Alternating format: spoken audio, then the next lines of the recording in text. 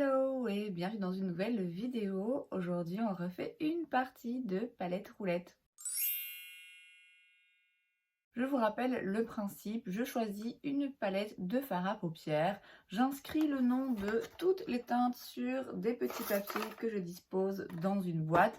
Je vais en tirer au hasard environ 5, peut-être un peu plus, peut-être un petit peu moins. Et avec les teintes que je tire au hasard, je dois parvenir à créer un look qui soit un minimum joli et cohérent. La palette du jour, c'est la Mercury rétrograde de chez Huda Beauty, qui est une palette que j'aime beaucoup, que j'ai beaucoup utilisée, ça se voit parce qu'il y a des fards qui sont creusés, c'est un vrai miracle chez moi. C'est une très jolie palette et une harmonie de couleurs, je trouve, qui est très bien travaillée.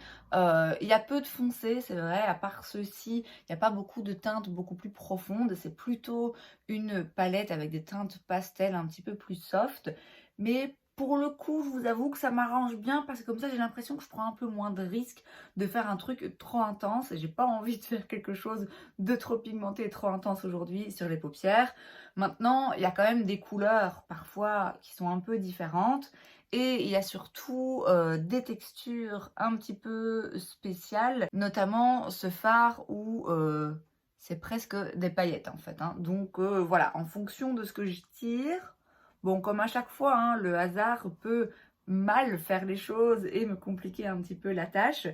Mais je pense que globalement, il y a quand même moyen de faire quelque chose, peu importe les teintes qu'on tire, qui soit joli. Bon, j'espère que je ne me suis pas tiré une balle dans le pied en disant ça.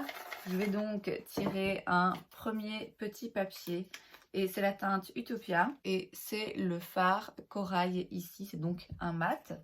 Je tire un deuxième papier, c'est la teinte Crash. Et c'est ce fard taupe dans lequel, je sais pas si vous verrez, mais il y a un fameux trou, donc je l'ai beaucoup utilisé. Je tire un troisième papier, c'est la teinte Haze. Ah ben voilà, je me suis emballée, j'ai parlé trop vite parce que là j'ai tiré ce petit fard. Il est très joli en soi et c'est possible de le combiner, mais bon, c'est vrai que c'est pas forcément celui que j'utilise le plus souvent dans la palette. Il tire un petit peu vers le bleu, vous savez que c'est pas forcément ce que j'aime. Je tire un quatrième papier, c'est la teinte Gold Glitch, donc c'est un doré, sans aucune surprise. C'est celui-ci qui a un très joli doré dans lequel en fait il y a un petit peu de paillettes, un petit peu mauve rose, des reflets très jolis. Je vais tirer une cinquième teinte, c'est la couleur Vortex et on est sur le fard ici foncé. Donc là on est pas mal parce que j'ai un fard de transition, un fard coloré, un fard foncé, un fard métallique. Et ça, vous vous en doutez, je vais le mettre au ras de cils inférieur. Ce n'est pas triché parce que je ne me vois pas le mélanger avec le reste des teintes sur la paupière mobile. Est-ce que je tire une autre teinte? Écoutez, non. Non, 5 c'est bien. Voilà, je vais rester sur 5 parce que j'aurais beaucoup trop peur d'aller tirer, je sais pas moi par exemple, justement ces paillettes qui vont pas forcément bien se combiner avec le reste. Donc écoutez, 5 c'est d'habitude ce que je tire, je reste sur 5 et je vais donc créer un look avec ces teintes. Je vais donc commencer avec la teinte Crash qui est donc ce petit taupe très clair là que j'ai. C'est la teinte que j'ai le plus utilisée dans la palette, ça se voit.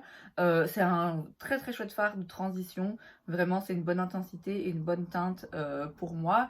Et j'utilise un pinceau Sigma, c'est le E40. Et je vais donc venir le mettre comme teinte de transition. Donc dans le creux de paupière pour commencer. Et ensuite, petit à petit, je vais le remonter et l'étirer un petit peu.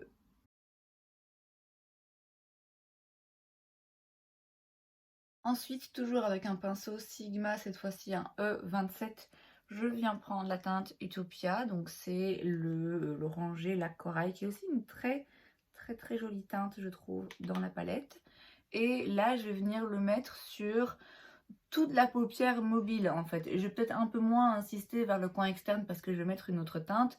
Mais je vais vraiment aller dès le coin interne et sur toute la paupière mobile. J'utilise un pinceau qui n'est pas tout à fait plat, donc c'est-à-dire qu'il est quand même un petit peu estompeur, mais pas non plus trop estompeur. Le but ici, c'est d'avoir un dépôt de couleur quand même homogène et pas juste un voile de fard, mais c'est aussi de ne pas faire une pose à plat qui soit trop intense, puisque je vous l'ai dit, je veux quelque chose d'un petit peu soft. Avec le même pinceau que je vais simplement frotter, et puis je vais utiliser l'autre côté, je prends la teinte Vortex, donc il y a un mauve là beaucoup plus foncé. Et là, je vais venir vers le coin externe. D'abord en ras de cils. Je ne vais pas trop sortir de ma paupière.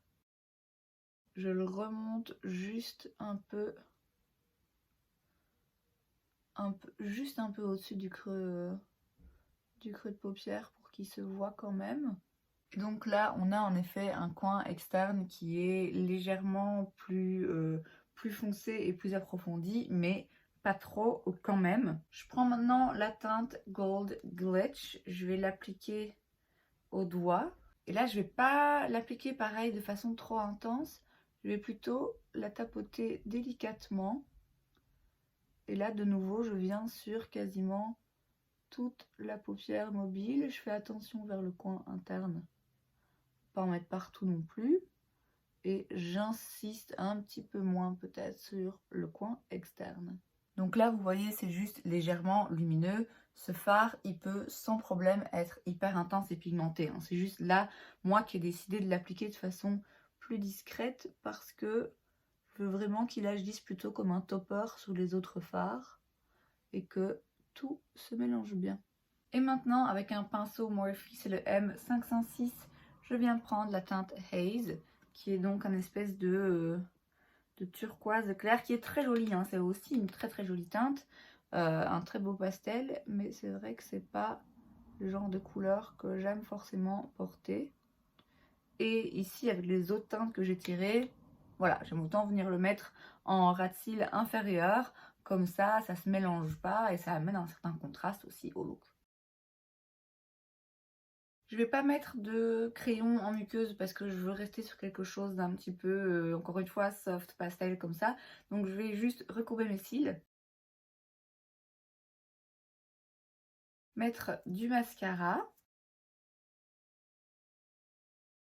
Et voilà donc le résultat. Bah écoutez, je suis assez contente parce que je voulais quelque chose de soft, de pastel et où tout quand même se mélangeait bien. Or là, j'ai pas eu de soucis. C'est vrai que a priori, bon, mis à part celui-ci qui va vraiment avec tout, ces trois teintes, je les aurais pas choisies ensemble, je les aurais pas utilisées dans un même look. Mais finalement, ces deux-ci se sont très bien fondus. J'ai pas eu de soucis en même temps. Je les ai travaillés de façon plus légère. Et celui-là, bah voilà, j'ai fait comme d'habitude quand il y a une teinte qui détonne un petit peu, bah, je l'ai utilisé en ras de cils inférieur pour créer du contraste et pour éviter justement de faire des mélanges qui font des taches et de mélanger en fait des couleurs ensemble qui sont opposées et qui sont pas censées se mélanger. Et alors ce doré appliqué comme ça de façon très délicate, j'aime aussi assez, ça change. C'est vrai que les lumineux ici sont très beaux et d'habitude j'aime bien les appliquer de façon plus intense pour bien voir tous les reflets. Mais finalement je me rends compte, vous le verrez pas, mais je me rends compte qu'on voit quand même un tout petit peu le mélange de paillettes dorées et un tout petit peu mauve là aussi. Donc écoutez, c'est pour moi un défi relevé et un look réussi. Et c'est donc tout pour cette vidéo, j'espère que ça vous a plu. Si c'est le cas, n'hésitez pas à laisser un like. Vous pouvez aussi vous abonner à ma chaîne parce que c'est gratuit, donc pourquoi pas. Et moi, je vous vois la prochaine fois. Bye!